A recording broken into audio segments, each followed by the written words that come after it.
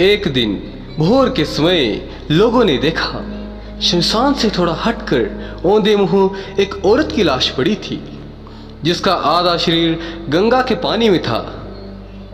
वह लाश किसी और की नहीं, उसी भिखारिन की थी जो महीनों से शमशान में चक्कर काट रही थी। कौन थी वह भिखारिन? कहां से आई थी वह? क्यों शमशान में इधर उधर घूमती थी पागलों की तरह? इन सब का उत्तर भला किसके पास था?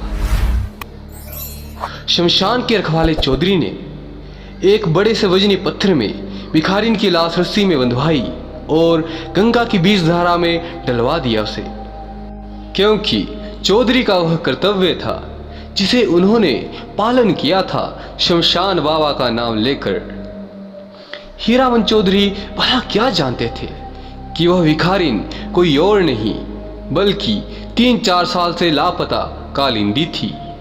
और यह भी भला वो क्या जानते थे कि तांत्रिक साधना भूमि में प्रचंड मंत्र शक्ति के प्रभाव को सहन न कर पाने के कारण कालिंदी अपनी मानसिक शक्ति का संतुलन खो बैठी थी और उसी अर्धविक्षिप्त अवस्था में न जाने कैसे पहुंच गई थी वह तारापीठ और संत पूर्णागिरी महाशय उपलब्ध हो गए थे भाव राज्य को।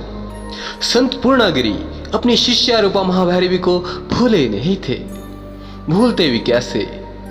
उसी के सहयोग से तंत्र की कठोर और विकट साधना में सिद्धि लाभ किया था उन्होंने और भाव राज्य को हुए थे उपलब्ध। इसी कारण शरीर छूटते समय कालिंदी के पास आए थे वह और अपने साथ ले गए भाव राज्य में उसे।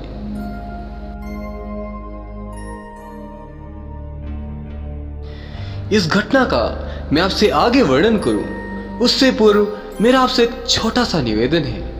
यदि अभी तक आपने इस घटना के पूर्व के भागों को नहीं देखा है तो डिस्क्रिप्शन बॉक्स में मैंने इसके लिंक प्रदान कर दिए हैं, और यदि अभी तक आपने हमारे टेलीग्राम चैनल को ज्वाइन नहीं किया है तो डिस्क्रिप्शन बॉक्स में मैंने उसका भी लिंक प्रदान कर दिया है। और यदि आप अपने जीवन के भूत भविष्य वर्तमान के रहस्यों को जानना एवं समझना चाहते हैं तो आप हमारे प्रबुद्ध ज्योतिषियों से संपर्क कर सकते हैं। जब मेरी चेतना भाव राज्य से वापस लौटी उस समय सवेरा होने वाला था। अभी भी मेरे मानस पटल पर संत पूर्णागिरी और कालिंदी की कथा अंकित थी। मैं आश्चर्यचकित था और था हतप्रभ भी।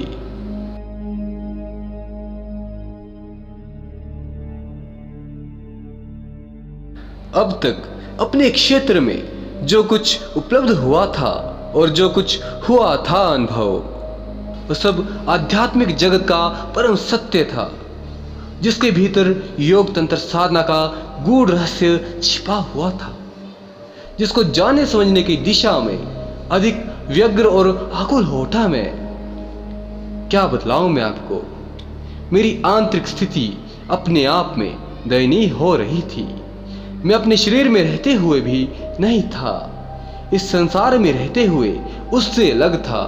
संसार समाज और परिवार में यदि रहना है तो उनके नियमों के अनुसार चलना पड़ेगा, उनके सिद्धांतों को मानना पड़ेगा, लेकिन मुझसे ठीक से उन नियमों और उन सिद्धांतों का पालन नहीं हो पा रहा था।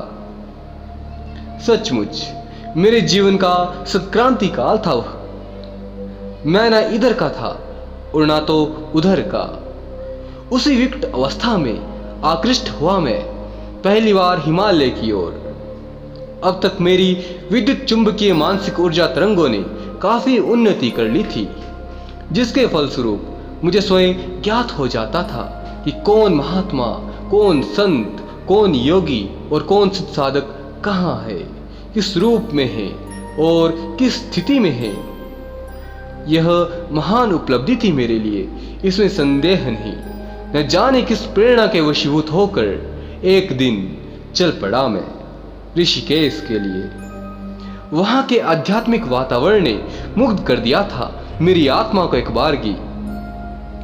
हिमालय को तुंग हिमाच्छादित शिखरों का स्पर्श करते हुए बादलों के झुंड कल कल निनाद करती हुई गंगा के धौल धारा और शांत वातावरण लीन हो गया मैं जैसे। और तभी मेरी दृष्टि पड़ी स्नान करने के बाद सीढ़ियां चढ़कर ऊपर आती हुई एक नवयुवती पर। बहुत ही सुंदर नवयुवती थी वह, इसमें संदेह नहीं। लालिमा लिए गोरा रंग और उस गोरे रंग के शरीर पर लिपटा हुआ गैरिक वस्त्र, बाल खुलकर बिखरे हुए थे पीठ पर, मस्तक पर श्वेत चंदन का गोल टिका लगा हुआ था। निश्चित ही कोई सन्यासिनी थी वह युवती, लेकिन इतनी कम आयु में सन्यास, समझ ना सका मैं। इतना अगाध सौंदर्य क्यों और कैसे चढ़ गया सन्यास की बलि वेदी पर। भावयुत हो उठा मैं एक बार की, जाने क्यों अपलक निहारने लगा मैं उसके साधना के तेज से दप दप करते चेहरे की ओर।